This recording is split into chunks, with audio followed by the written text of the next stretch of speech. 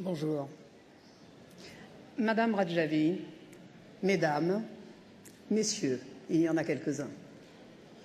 Le 8 mars vient de se passer et je me suis toujours posé la question de savoir si cette journée internationale de la femme avait une raison d'être. Car pourquoi une journée pour les femmes et le reste de l'année? Rien. Et cela veut-il dire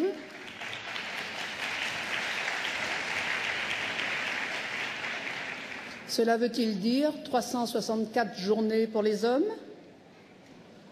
Après avoir longtemps hésité sur le sujet, je me suis dit que oui, il fallait bien que cette journée de la femme continue, car il y a trop de femmes en souffrance, et ne pas les honorer au moins une fois par an serait finalement regrettable pour elles.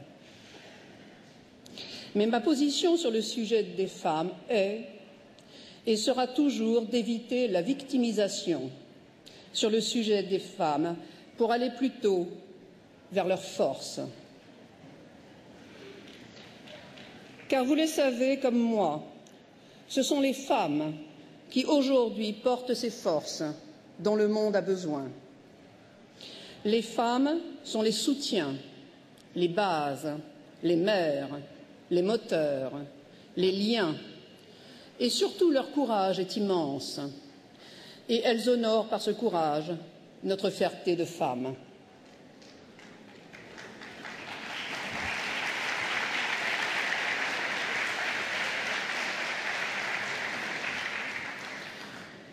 J'ai toujours répété que les femmes devaient oser. Et je suis ravie de voir que de plus en plus un élan d'audace et de courage émane des femmes partout dans le monde. Oh certes, il reste un long chemin encore à parcourir, mais on constate cependant que dans de nombreux pays, et notamment les pays où il y a la dictature, les femmes participent d'égal à égal aux côtés des hommes pour réaliser le changement démocratique dans leur pays. Nous voyons alors des femmes osées, des femmes déterminées à prendre leur destin en main.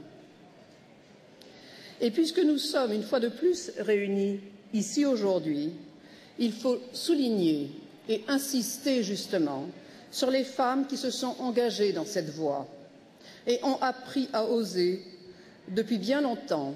Ce sont les femmes d'Ashraf.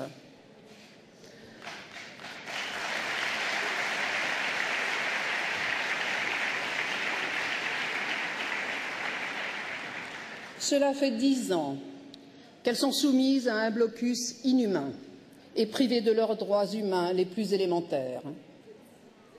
Beaucoup ont perdu la vie en raison du blocus médical qui dure depuis 3 ans. Elles sont cependant décidées à ne pas capituler devant le diktat des dictateurs.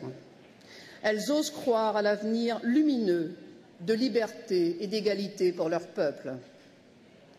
En ce jour des femmes, il est bon de rappeler que la résistance et la persévérance des femmes d'Ashraf se trouvent inspirées de celles d'une autre femme.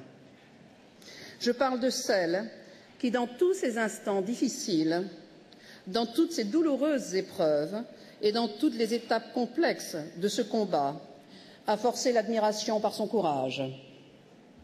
Je parle bien sûr de Mariam Radjavi.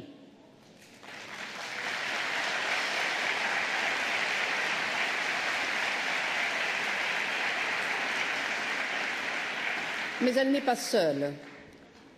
À ses côtés, il y a une génération de femmes qui ont appris, elles aussi, à oser dans tous les instants de leur vie. Je sens entre ces femmes une énergie qui se multiplie et qui propage autour d'elles des valeurs d'humanité.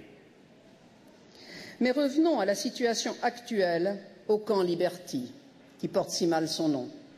C'est un exemple remarquable de ce que les femmes sont en train de faire.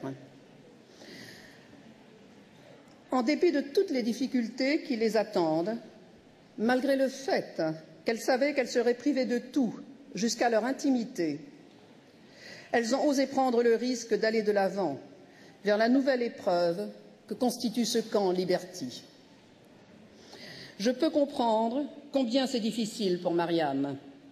Chaque femme peut le comprendre. Mais c'est parce que c'est une femme qui ose, ose et ose encore. Et il est intéressant aussi d'observer et de savoir que ce sont les intégristes et le régime iranien qui sont terrifiés et ébranlés par la persévérance de ceux qui savent oser.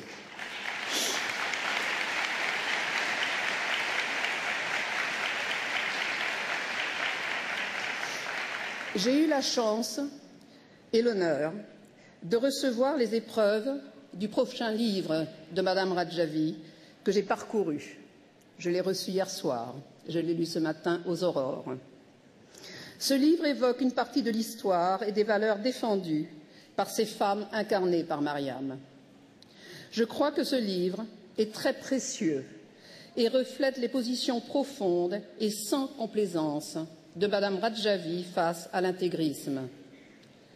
Récemment, j'ai moi-même écrit un livre qui a pour titre « Femmes, si vous osiez, le monde se porterait mieux ». Je crois que l'ouvrage de Madame Radjavi va dans la même direction.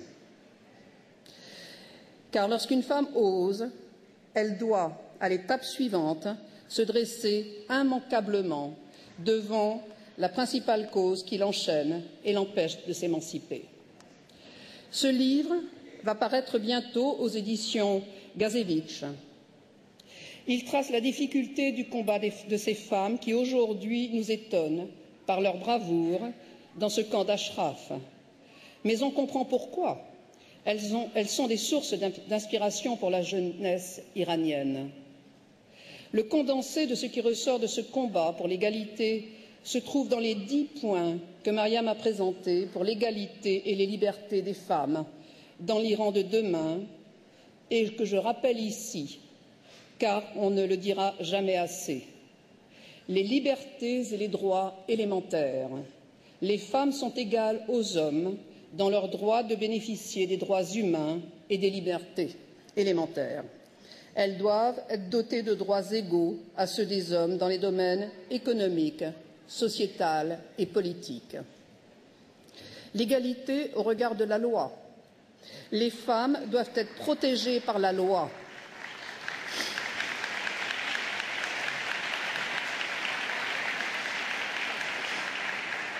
Et doivent avoir la possibilité de recourir à des procédures judiciaires sûres en cas de violence, de viol, de ségrégation ou de privation des libertés. La liberté vestimentaire. Les femmes sont libres dans le choix de leurs vêtements. Abrogation de la loi sur le voile obligatoire.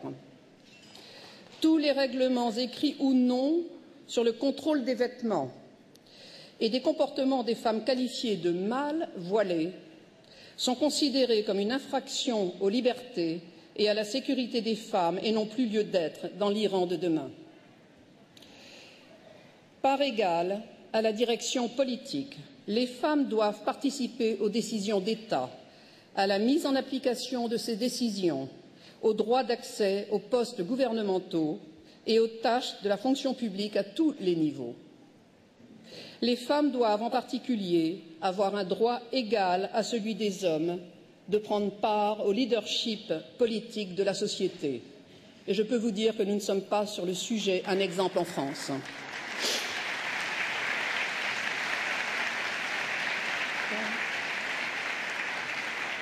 L'égalité dans l'économie, et c'est une chose que je connais bien. Les femmes sont dotées de droits égaux à ceux des hommes en ce qui concerne l'héritage, la signature des accords et le destin et la gestion des biens. Sur le marché de l'emploi, les femmes doivent bénéficier d'occasions égales à celles des hommes.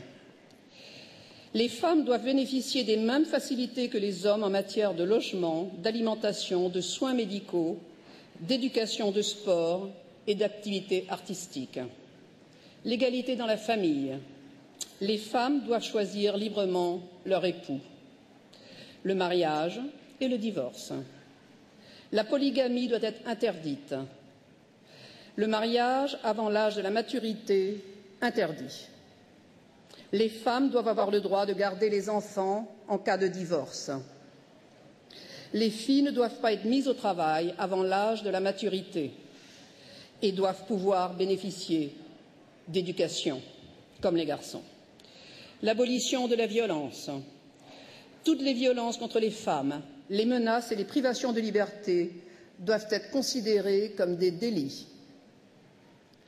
L'interdiction de l'exploitation sexuelle, le commerce du sexe est interdit. La traite des femmes et le proxénétisme sont considérés comme des crimes poursuivis en justice. L'abolition de la charia des mollahs.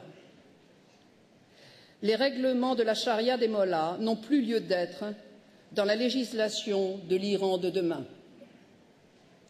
Les châtiments cruels et sauvages comme la lapidation doivent être abolis. Les facilités sociales. Les femmes doivent jouir de l'assurance sociale, notamment en ce qui concerne la retraite, le chômage, la maladie, la vieillesse. Elles doivent avoir le droit aux congés payés en période de grossesse et d'accouchement, à l'accès à l'alimentation et aux services publics gratuits pendant cette période. Le gouvernement doit planifier la répartition des crèches pour les femmes qui travaillent. Le licenciement, la baisse de salaire des femmes en période de grossesse ou d'accouchement doivent être interdits.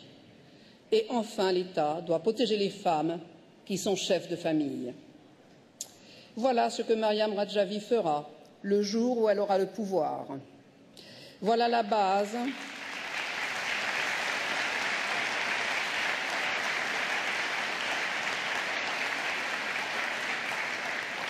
Voilà la base de ce que les femmes doivent avoir. C'est écrit, ces droits sont universels, en Iran et ailleurs, et nous, femmes du monde entier, devons constamment veiller à ce qu'ils soient respectés. Aujourd'hui, je suis très heureuse de voir que nous, toutes les femmes présentes ici cet après-midi, nous avons un slogan commun. Il faut oser. Il ne faut pas céder face à la fatalité. C'est ainsi que le changement pourra se réaliser. Je vous remercie.